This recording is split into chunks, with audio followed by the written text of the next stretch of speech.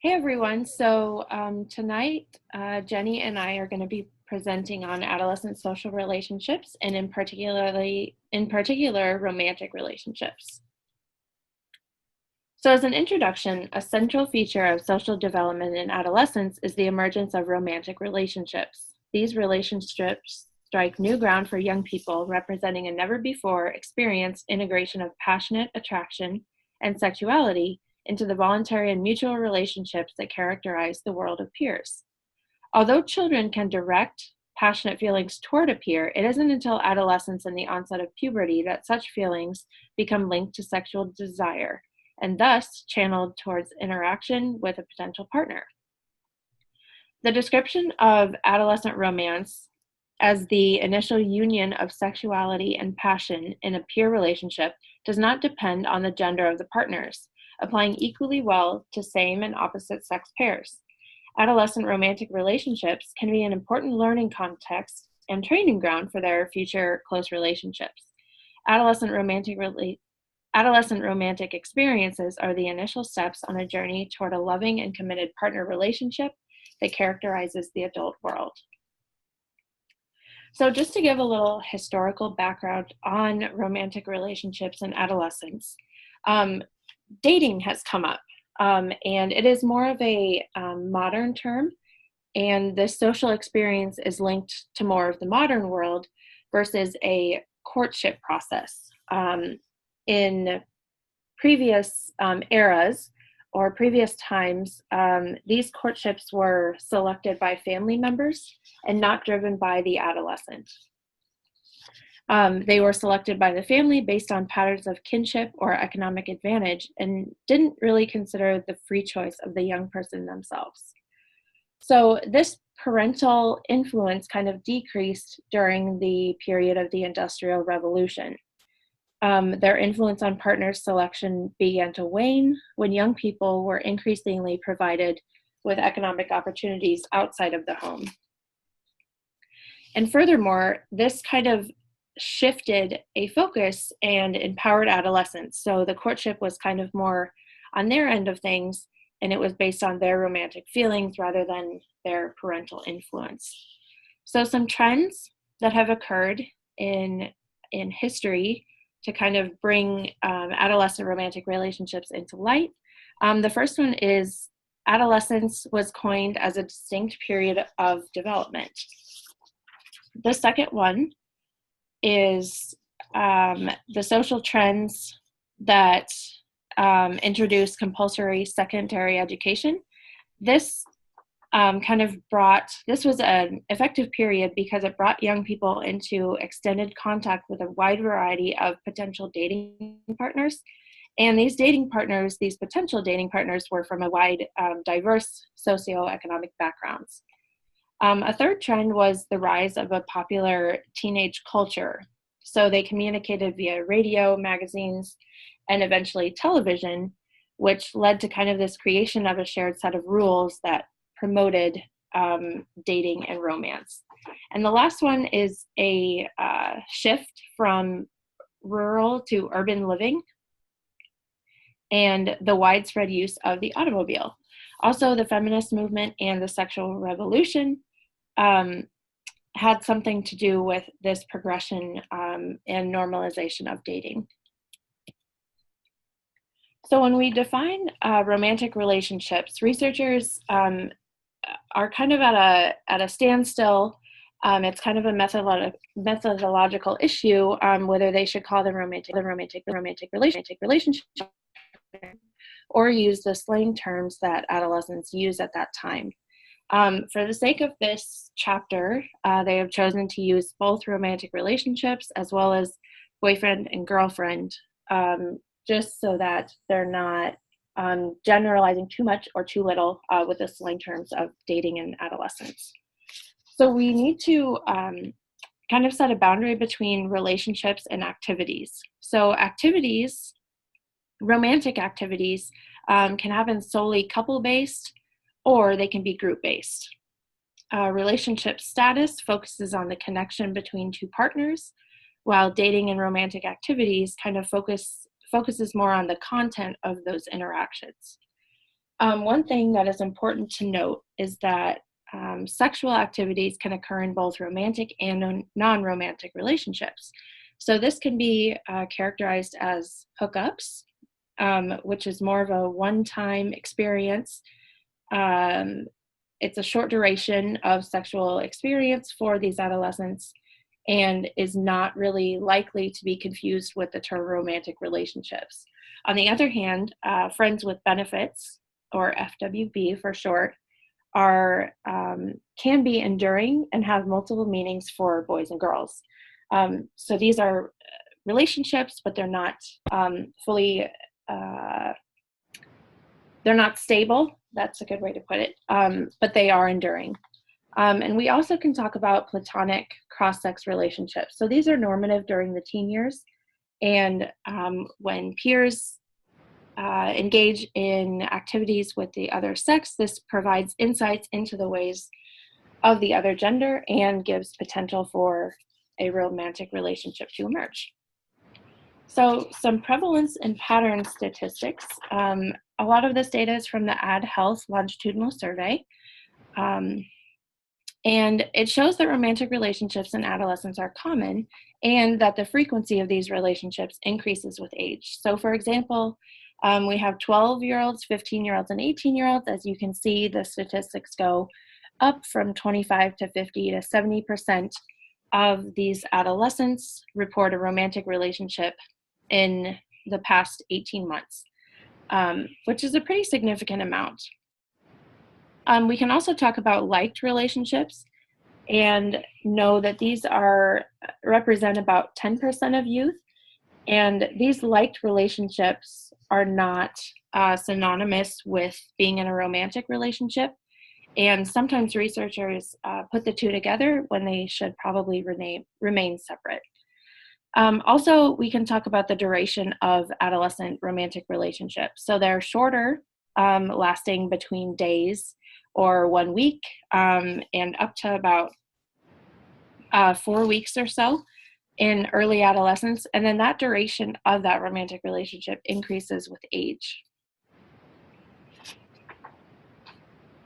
We can also talk about dissolution. So in adolescence, although the emergence of these romantic relationships are common, that also leads way for dissolutions and breakups.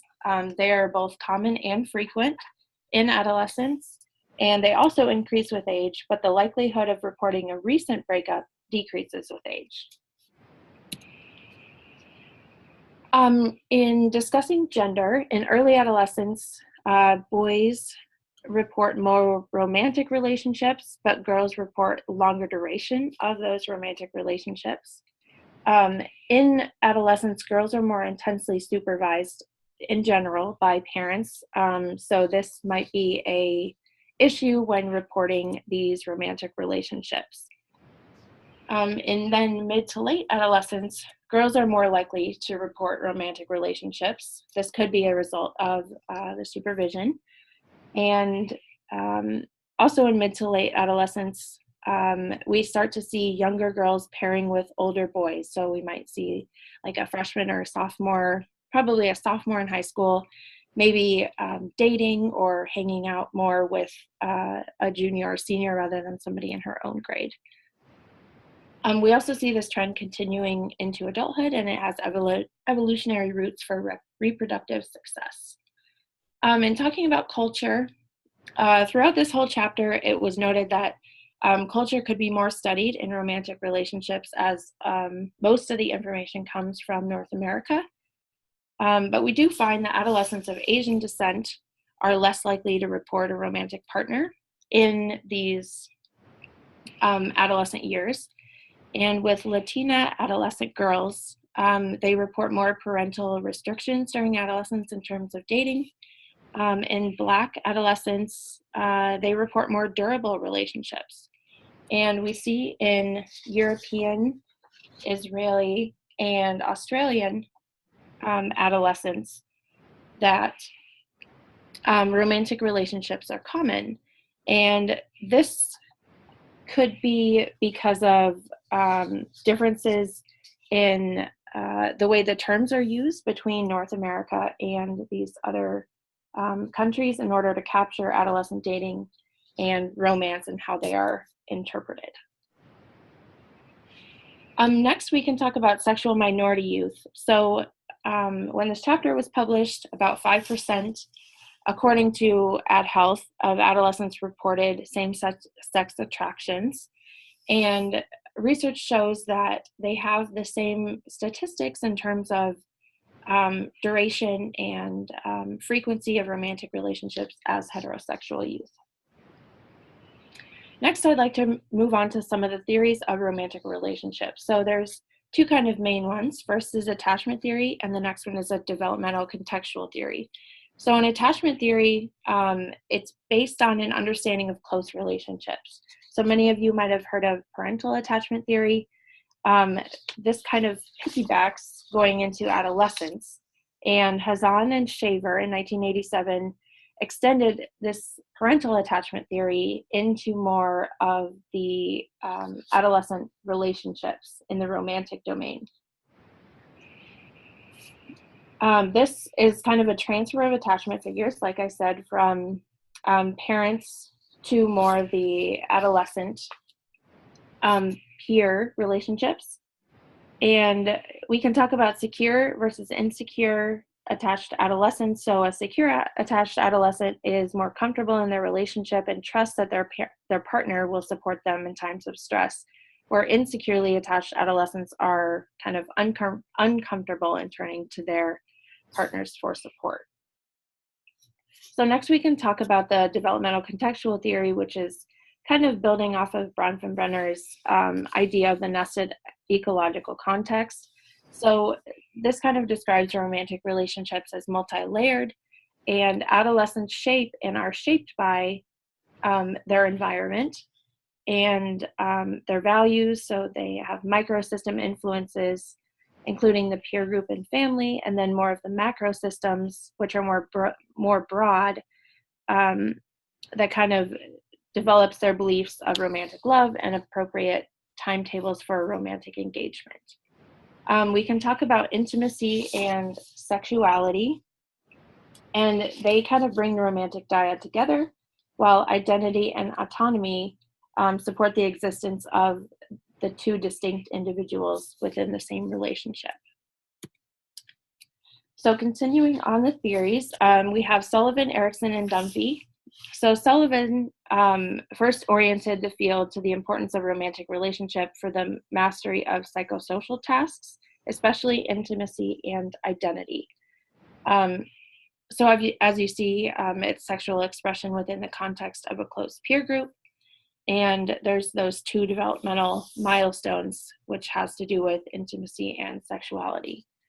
Moving on to Erickson, he had the well-known psychosocial stages, specifically the psychosexual identity, which he believed was a critical achievement of the adolescent. And the work of Dunphy kind of run in the social context on adolescents' romantic relationship. He studied clique and crowd stages of peer group formation throughout adolescence.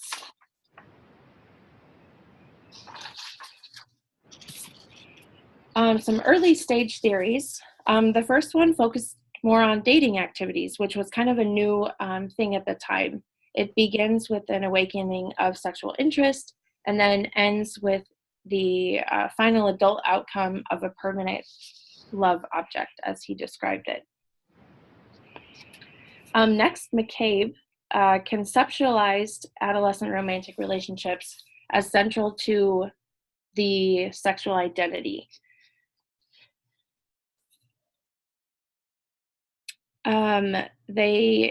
McCabe said that there were biological and societal influences, and also that pathways were highly gendered.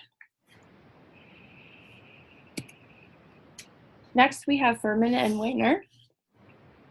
They kind of focused on the resolution. They kind of shifted the focus from resolution of identity to intimacy. There were 4 stages in their theory. The first one was just simple interchanges between opposite sex peers that is motivated by pubertal maturation.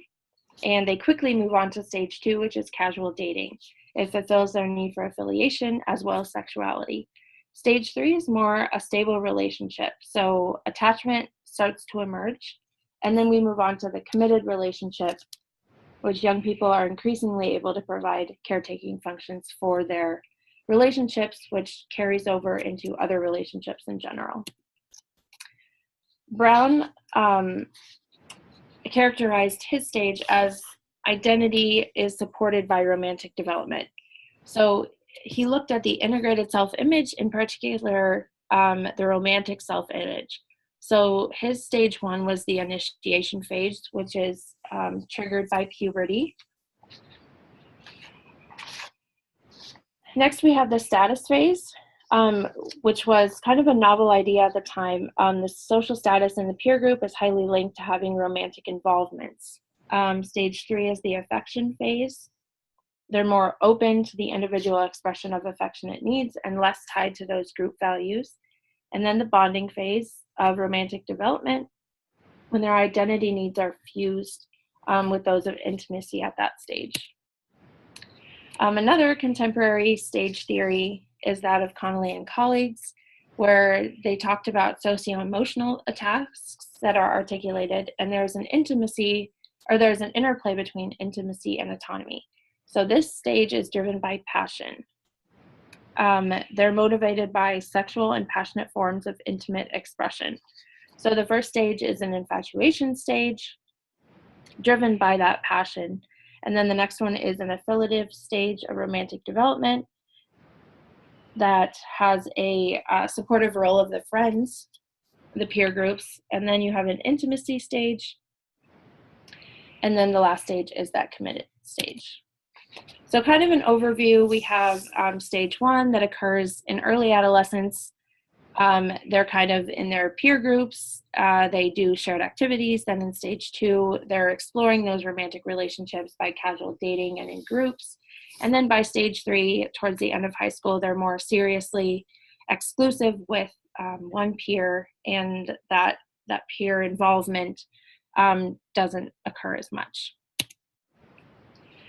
We'll talk a little bit about gender and romantic stages. So in early adolescence, girls create the social setting. So they make plans for that movie date for the group. And then once that date is set, then the boys become highly active in connecting with the girls. Kind of going through adolescence, the boys are the ones who initiate the dates.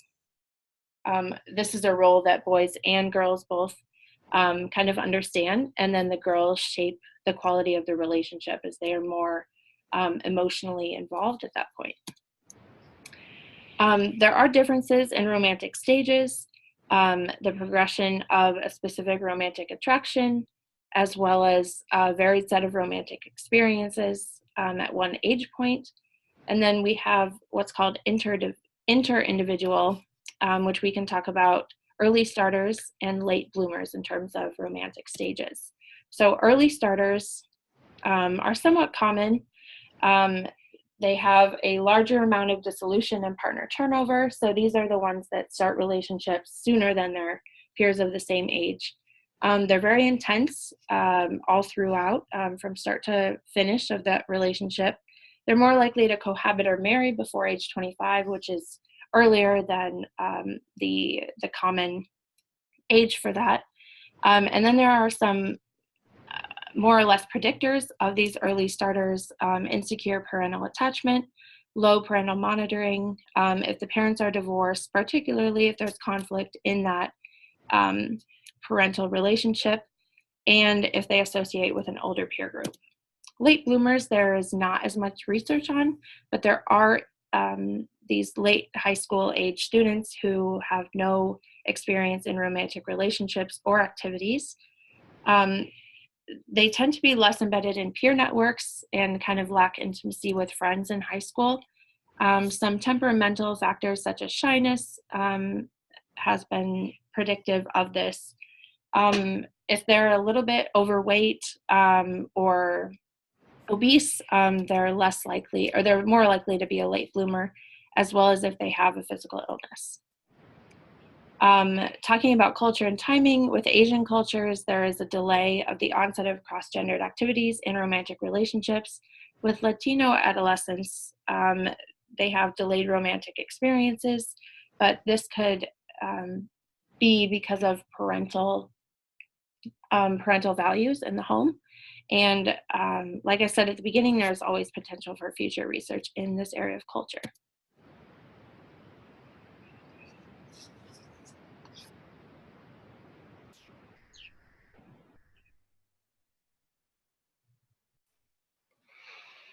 Adolescents consider their romantic relationships to be among the most supportive and caring if all their personal connections, support from romantic partners, have behavioral and affective dimensions.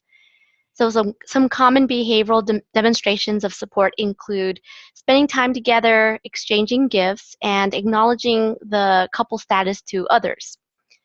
More affectionate ways of showing support include disclosing personal feelings, developing a sense of caretaking and trust, and communicating loving sentiments.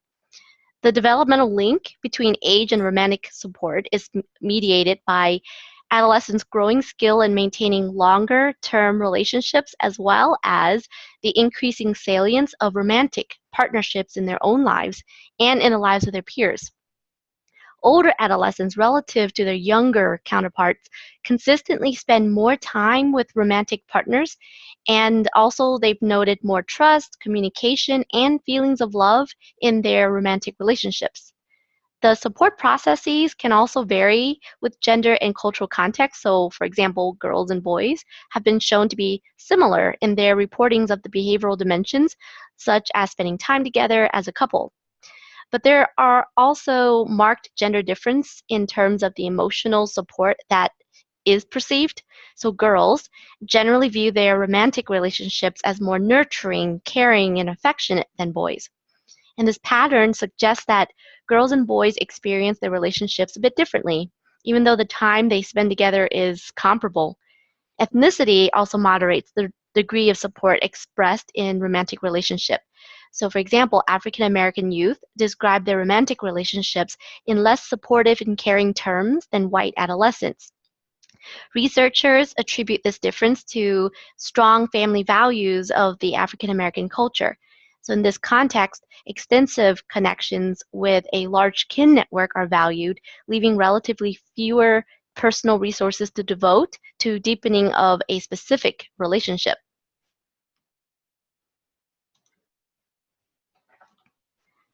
Okay.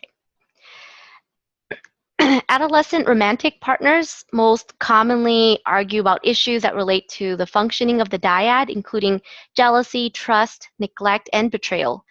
Some external factors, such as selecting social activities or responding to pressure from peers, are seldomly reported by adolescents as issues that spark a conflict in the relationship. Similar to the trajectory of support processes, romantic partner conflicts also increase across the adolescent years. And this overlap is probably not a coincidence. Conflict can occur only between partners who are sufficiently close to become aware of incompatibilities.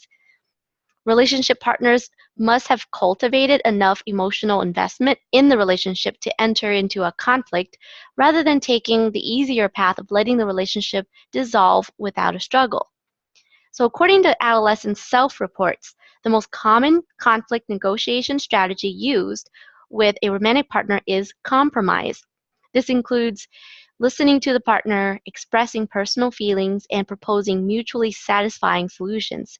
Other conflict strategies also include seeking support from friends and using overt expressions of anger, although these are less often reported by adolescent couples. Boys and girls report similar rates of conflict. So, with that being said, there are clear gender differences in the most frequent type of conflict strategy that's been utilized, with girls reporting um, more compromise and boys reporting more distraction. Relative to their peer disagreements with their romantic partners, girls are more likely to report the use of overt anger, and boys are more likely to report the use of compromise. So researchers suggested that imitation of opposite gender interaction style may be an attempt by adolescent dating partners to accommodate to the novel behaviors of the other, as well as their willingness to engage in unfamiliar strategies for the sake of relationship maintenance.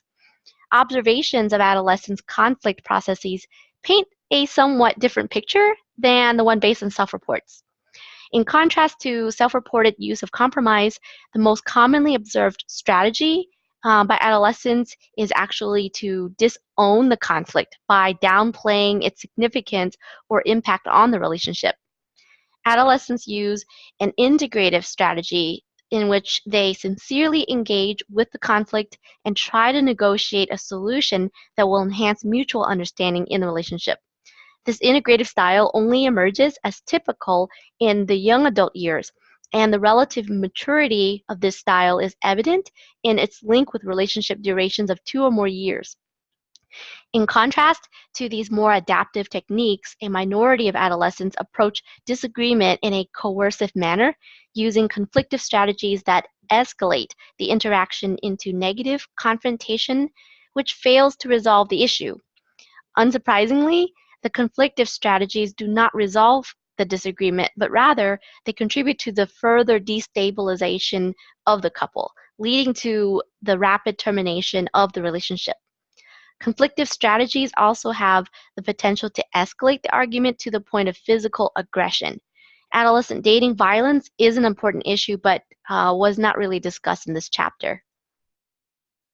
The Western notion of romantic love embraces the concept of equity between partners because of the high value placed on individual choice in this cultural context. Many adolescents report that power in their romantic relationships are shared. This finding is stable across the adolescent years and doesn't differ between boys and girls. It may be premature, however, to conclude that power dynamics are not present in adolescent couples' interactions with each other. Contrary to self-report findings, interviews with youth and observational studies of couple interactions suggest that power imbalances are a central theme in adolescents' romantic relationships. Adolescent girls' discussions about their dating relationships highlight problems with equity and suggest that they perceive themselves to hold inferior power relative to their boyfriends. Girls want to believe that their relationships conform to the romantic ideal of equity, and so to accomplish this, they take charge of the emotional work of the relationship. By casting their boyfriends as emotionally incompetent, girls use their interpersonal strengths to reclaim a sense of power.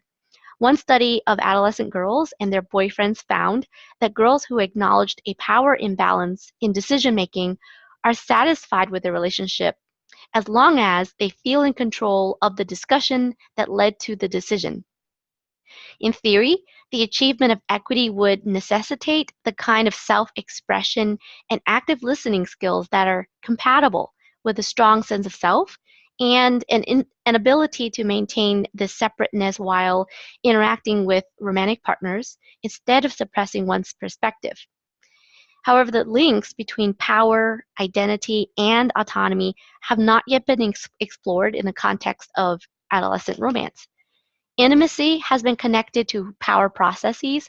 One study found that intimacy in a romantic relationship was associated with reciprocal interactions in which both adolescents perceived the authority to be shared between themselves and their partner.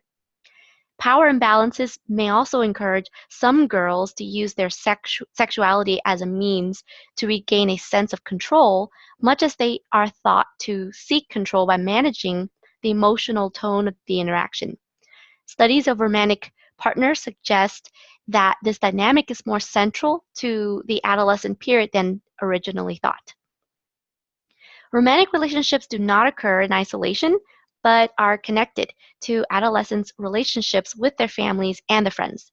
Both attachment and developmentally contextual perspectives have guided researchers' efforts to understand how other relationships contribute to romantic functioning. Attachment theory is fundamentally concerned with the continuity of working models and relationship processes from parents to other close relationships. Adolescence is a key transitional period when attachments migrate from parents to friends and then to romantic relationships. The developmental contextual approach focuses more on the patterns of influence that exist within the nested context of parents, peers, and romantic partners. Within this perspective, parents and friends are thought to create overlapping social contexts within which adolescents develop the skills and personal attributes that are then directed toward their romantic relationships. Both approach examine outcomes that bear on negative and positive transmission. Emotional closeness and support with a parent are predictive of similar expressions of these processes in adolescent romantic relationships, but concurrently and over time. Processes that promote independence in relationships are connected. Adolescents who openly express their opinions with their parents are similarly comfortable having open discussions with their boyfriends and girlfriends. These linkages may be due to the positive views of relationships engendered by secure attachment to parents.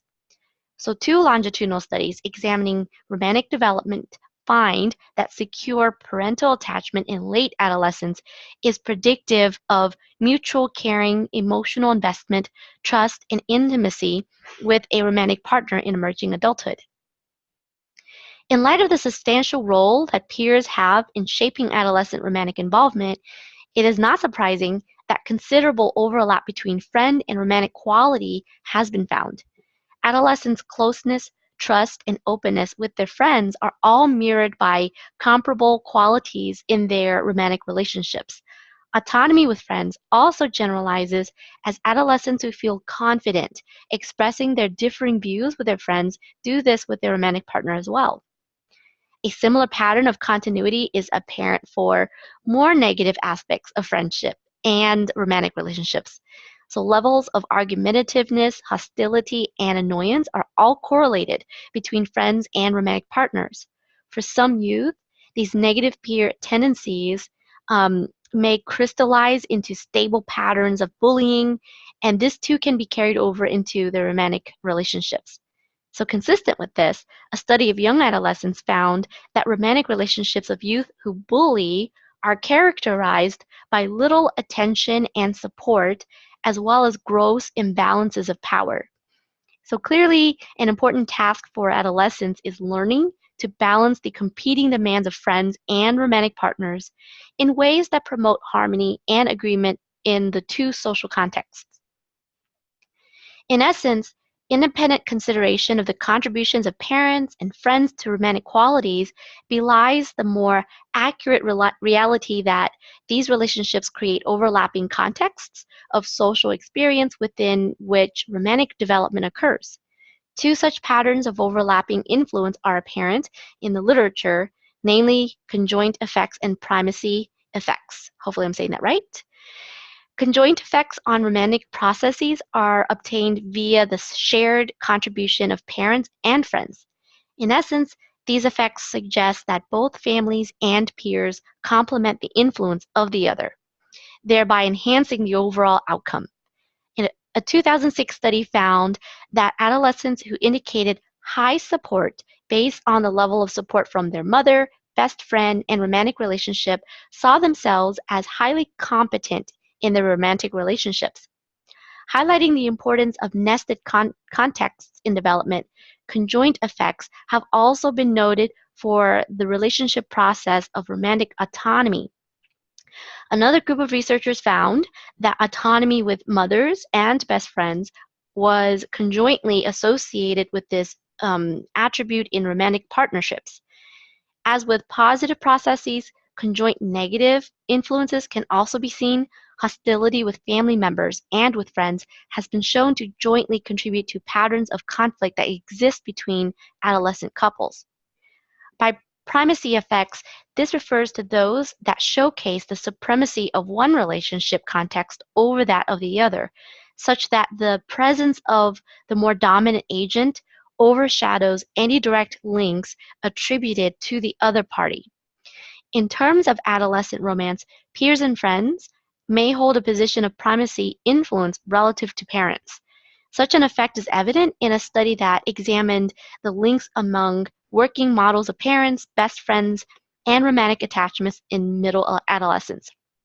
Supporting the primacy of the friend romantic link, parent attachments were unrelated to working models of romantic relationships once peer connections were considered. That being said, their data did show connections between friend and parent attachment, thus supporting the notion that adolescent friends function as transitional attachment figures between parents and romantic partners. The primacy of friends' influence on adolescent romance should be placed in a developmental context, however, and tempered by the likelihood that parental attachments are more primary to other points in development. Supporting the long-term importance of parents on romantic functioning, secure attachment in infancy has been shown to carry forward into positive romantic interactions in late adolescent years.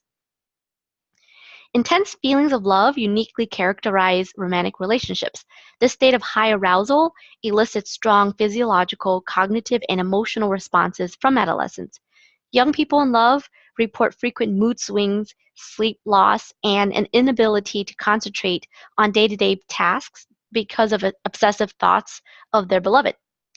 Dealing with these strong reactions can be challenging, not only because of the novelty of this relational context, but also because adolescents are less likely to have developed the skills that are necessary to cope with these new romantic situations.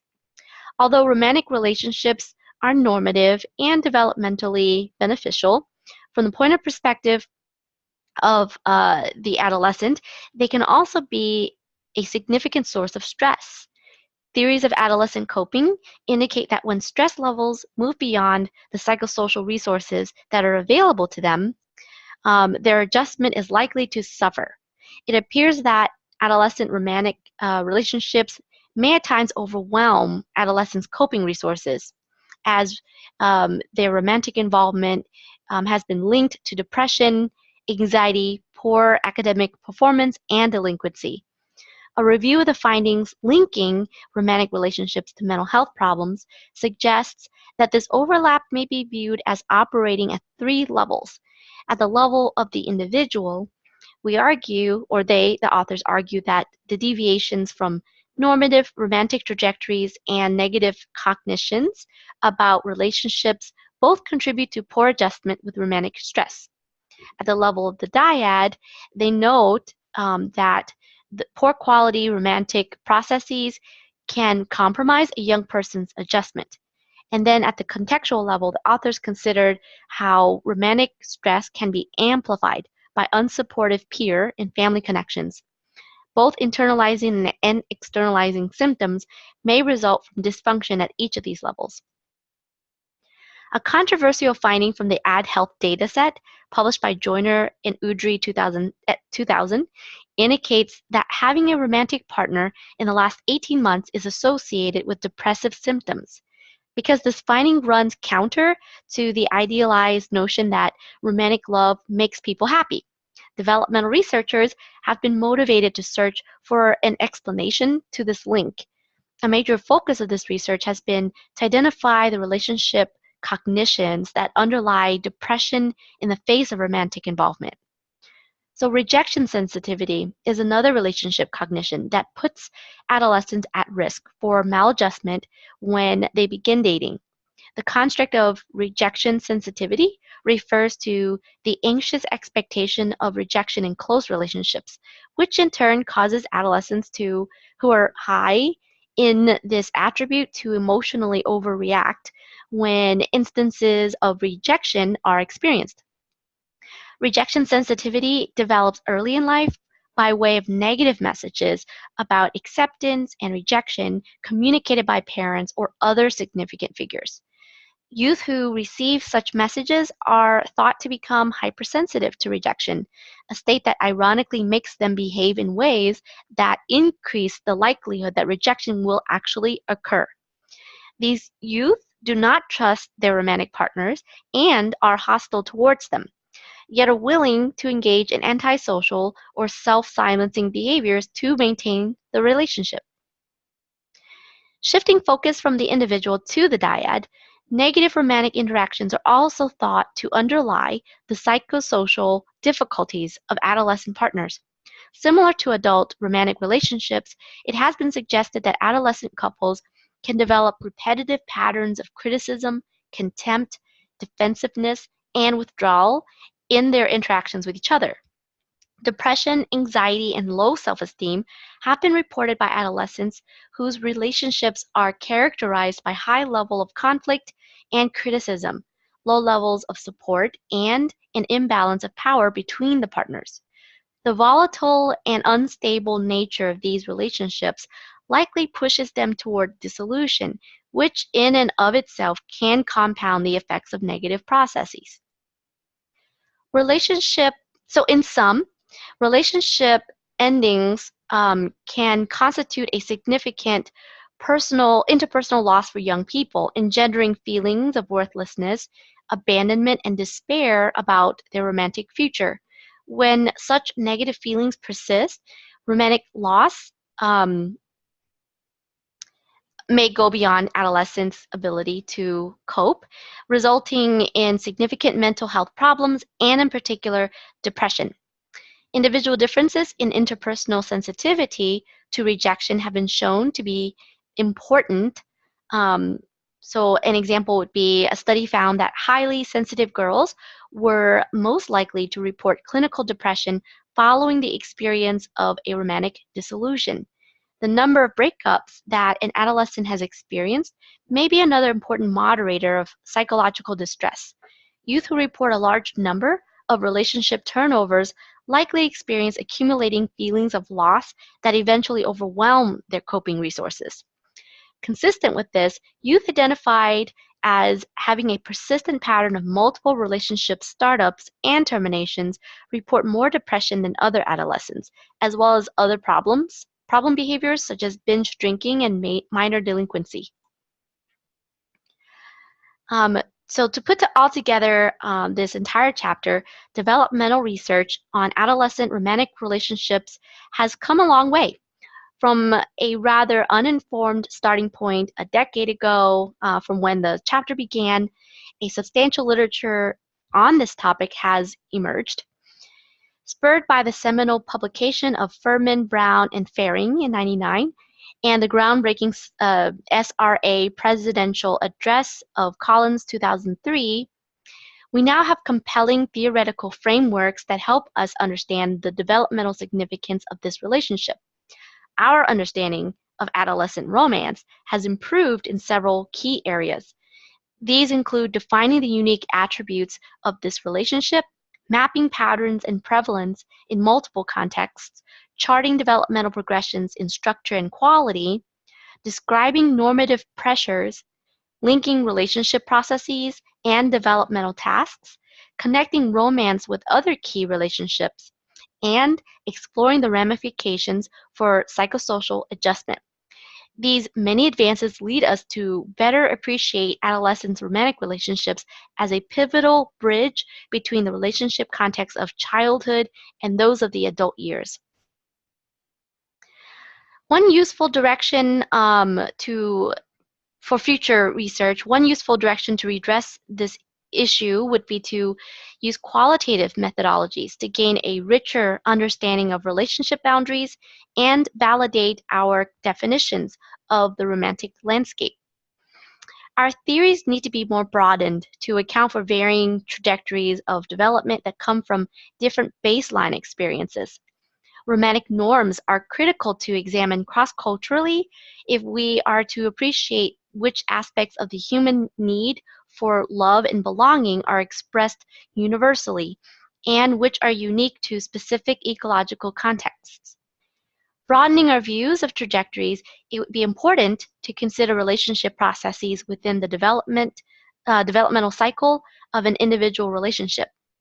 We need to examine the renegotiations that occur in a close friendship once one friend enters into a serious romantic partnership.